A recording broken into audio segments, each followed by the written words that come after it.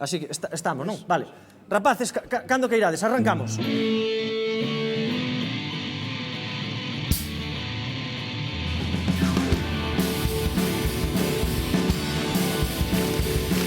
Viñamos por Benavente, todos nunha furgoneta, de dar un concierto en Burgos o mes pasado.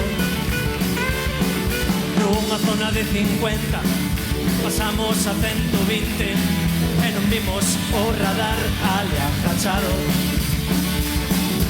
Cando xa nos demos conta, xa nos estaban esperando dous civiles co pirulo luminoso. Cando nos viron as pintas, sin dormir e cheos de merda, mandaronos de cabeza o calabozo.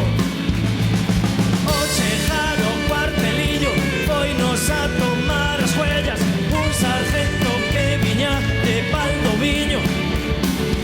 Conociunos o momento, vos salides na Calleja, invitounos a comer un churrasquiño. Tranquilos a non preocuparvos, que xa me encargo eu de todo, decía o sargento mentre rillaba un hueso. De menuda nos libramos, pensamos todos contentos, pero non lle faltou nada para acabar presos.